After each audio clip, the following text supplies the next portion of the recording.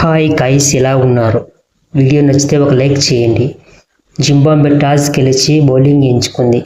ఆ నిర్ణయం సరైందేనని మొదట అందరూ అనుకున్నారు. కానీ కొన్ని నిమిషాల్లోనే మ్యాచ్ భారత్ చేతుల్లోకి వెళ్ళిపోయింది. భారత్ ఆరంభంలోనే 2 కీలక వికెట్లు కోల్పోయింది. దీంతో జింబాబ్వే మ్యాచ్పై పట్టు సాధిస్తుందని అనిపించింది. కానీ అదే సమయంలో క్రీజులోకి వచ్చిన ఇషాన్ కిషన్ మ్యాచ్ స్వరూపాన్ని మార్చేశాడు.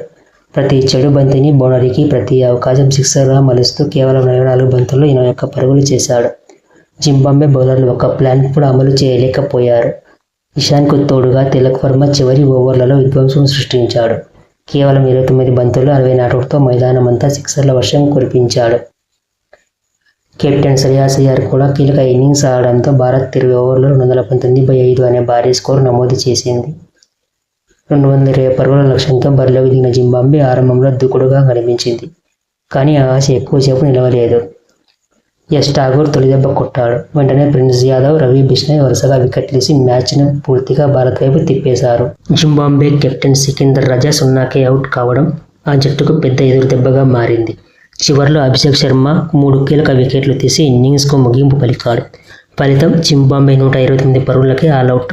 భారత్ 90 పరుగుల భారీ విజయంతో సిరీస్ 2-0 ఆధిక్యంలో సాధించింది. ఈ మ్యాచ్ ఒక్క విషయం నిరూపించింది. ఈ యువ టీమిండియా కేవలం మ్యాచ్లు గెలవడం కాదు, ప్రత్యర్థిపై పూర్తి ఆధిపత్యం చెలాయించే స్థాయికి ఎదుగుతోంది. ఈ మ్యాచ్లో మీకు నచ్చిన బెస్ట్ ప్లేయర్ ఎవరు? ఇషాన్ కిషన్, తిలక్ వర్మ లేక అభిషేక్ శర్మనా? కామెంట్లో మీ అభిప్రాయం చెప్పండి. ఇలాంటి క్రికెట్ అప్డేట్స్ కోసం మన ఛానల్ని ఇప్పుడే సబ్స్క్రైబ్ చేయడం మర్చిపోవద్దు.